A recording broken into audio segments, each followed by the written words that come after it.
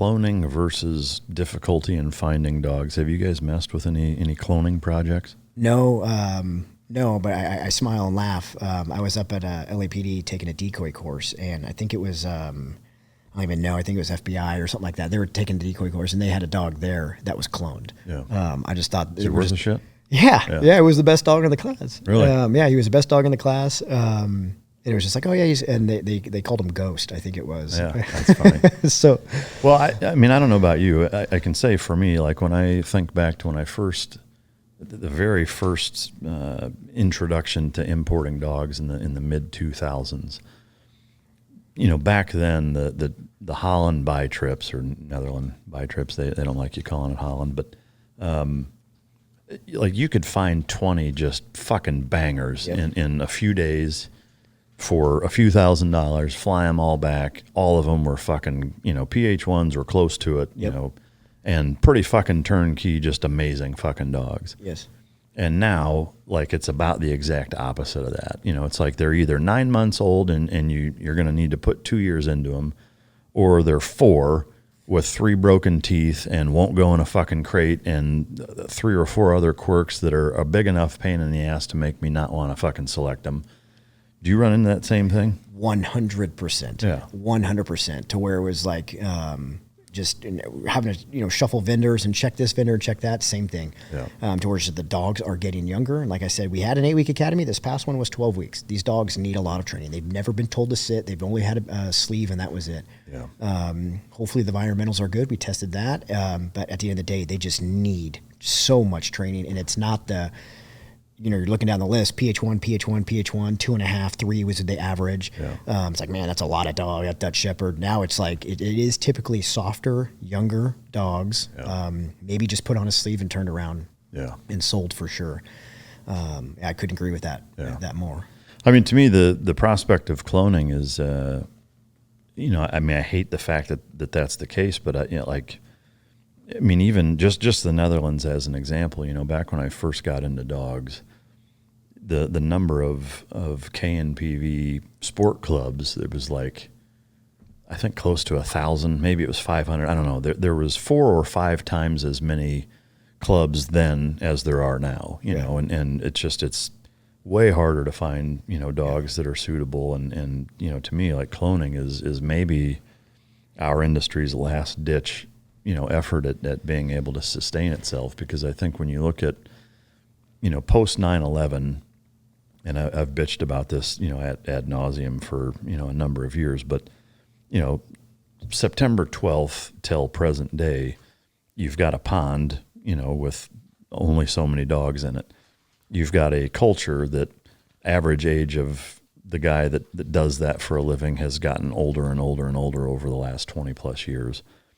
The people, the kids, the newer generations of kids that don't want to train dogs, that don't want to pick up shit, that, they'd rather fucking hang out on TikTok and be an influencer, like they don't want to fucking train dogs, and especially in Europe in the wintertime and doing that. The same way with plumbing and carpentry, and like it's hard to find people that are willing to do shit that's physically demanding or difficult, coupled with the United States in particular, but a lot of other countries following our lead of importing a shitload of dogs, overfishing this pond. And there's one critical element there that I don't think a lot of people have thought of or realized, which is you're removing all of these consummate textbook genetic examples from the gene pool, and you're not breeding them. In fact, you're making policies saying you're not allowed to breed them, and they have to be neutered before you can retire them. And so, I mean, to me, it's akin to saying, if you're a special operations guy, a first responder in a SWAT or a high value, high danger job, and we're going to take all those guys and we're going to say you can't have children, and we're going to give you all vasectomies, and so you can't reproduce. Like, where is our country going to be in 2 generations? Right.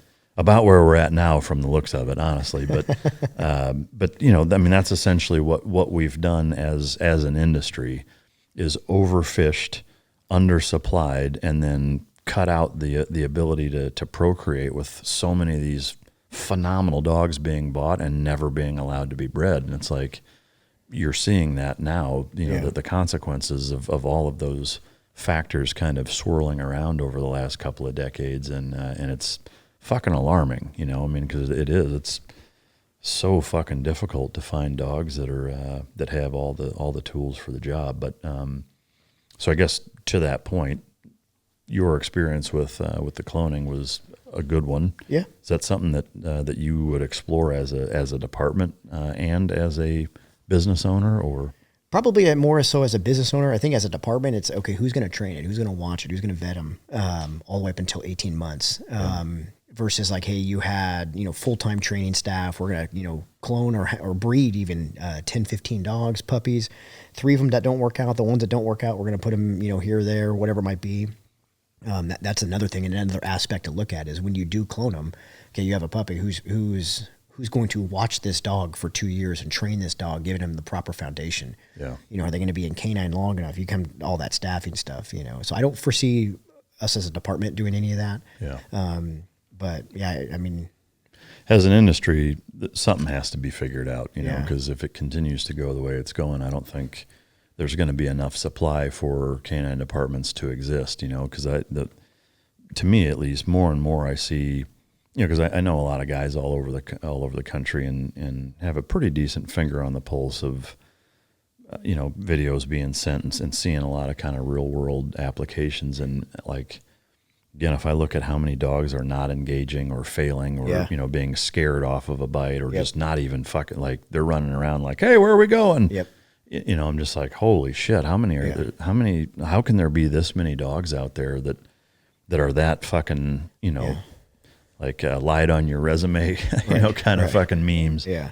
You almost would rather just, hey, even just any Europeans, hey, just breed the dogs, make sure they have, sound qualities, and then we'll buy them from there. Yeah. At least we know the mom, the dad, the lineage, like these are legit police dogs or these are legit working dogs. They don't have to be trained up in this way and taking the time. Just give us the quality dog. Yeah. I could see it getting to that point where dogs just are the just raw now genetics. just raw genetics. Dogs are getting younger, and younger. And it's going to be like, hey, you know what? You're going to have a head trainer. It's going to be a 10-month process, a 1.5-year process before this dog's ever even ready for some type of an academy. But just more training is going to have to be. These academies are getting longer. Yeah. 10 years from now, 15 years now, where are you buying these dogs? There's all the wars. I mean, all these people buying the dogs, that type of thing. Yeah. How has being a canine handler impacted you at, from a personal life standpoint? Do you have pets of your own, personal dogs of your own? Are they all pointy-eared fucking ass eaters?